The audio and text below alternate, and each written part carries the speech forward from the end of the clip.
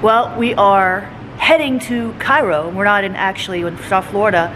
We are in Israel. We're in Tel Aviv, and we had to get up really early in the morning because someone said you've got to be there so early. And I knew it wasn't right, but sometimes you're in foreign countries, you just don't argue. So we're here way before we need to be and waiting on the flight to Cairo. And I can't wait to get there because I can't wait to see Prophet Vanessa walk like an Egyptian.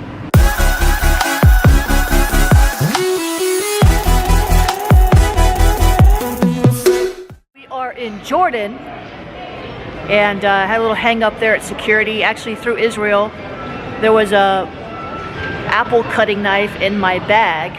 Thank God they found it in Israel before I got here to Jordan. That would have been an issue.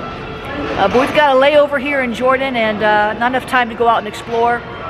But I think we're going to explore some coffee options. Isn't that right, Prophet Vanessa? Yeah. I think she's half awake.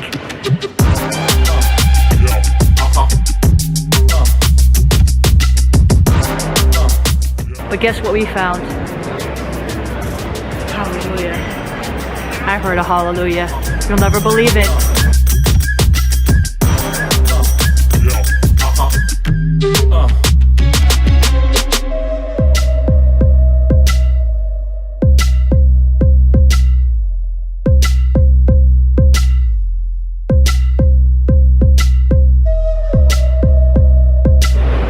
Well, here we are in Cairo. We're at the airport. We made it, and we're waiting on our driver to pick us up, take us to the hotel.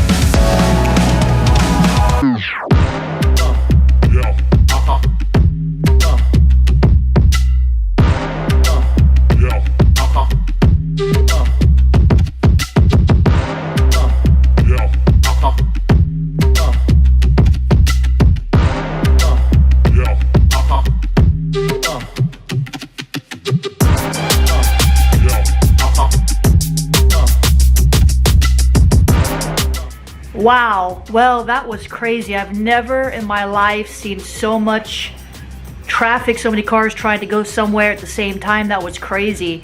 Not quite culture shock because I've traveled all over the world, but certainly never seen anything like it. Never seen anything like it. Never seen anything like it. I'm gonna go see some more things that I've never seen anything like because we're gonna go tour on the Nile River, and then tomorrow the pyramids, the Sphinx, Memphis, and other wild things. So wow, this is really, I've never seen anything like it. I'm almost without words.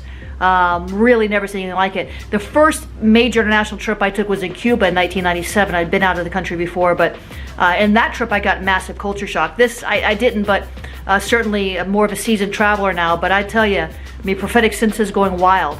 I saw a lot of things I'll talk to you about along the way. For now, we got to get going to catch our boat on the Nile.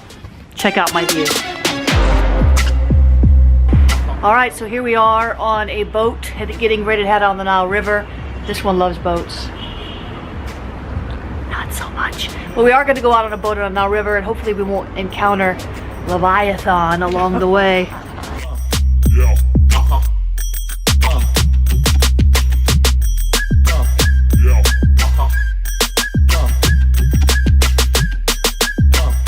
All right, so we did not go on the Nile. It was a bootleg boat with some bootleg boat operators, and when you're in Cairo, you don't get on a bootleg boat with bootleg operators, but we're on an adventure, so now we're gonna have to go have some adventure with some tea. I'm tired, can you tell? It's been a long day. Look at my view.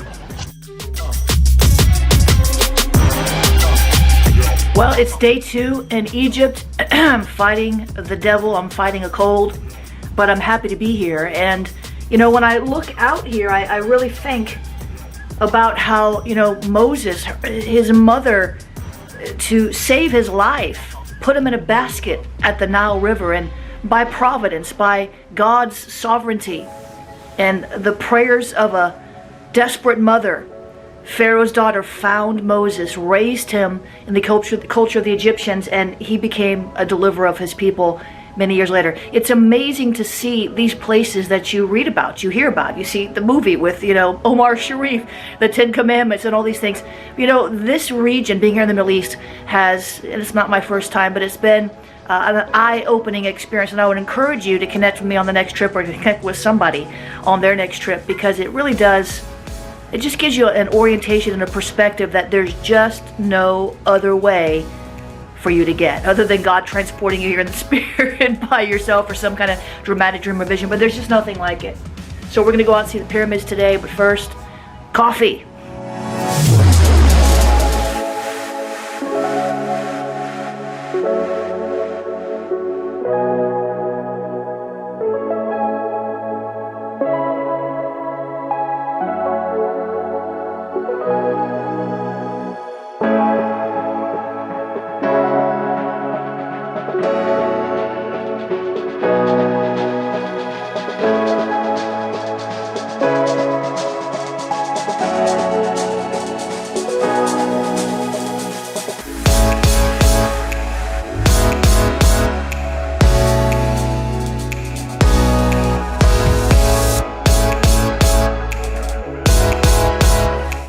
So we are in Memphis, not the Memphis in Tennessee, but the first capital of Egypt, and these are the remains.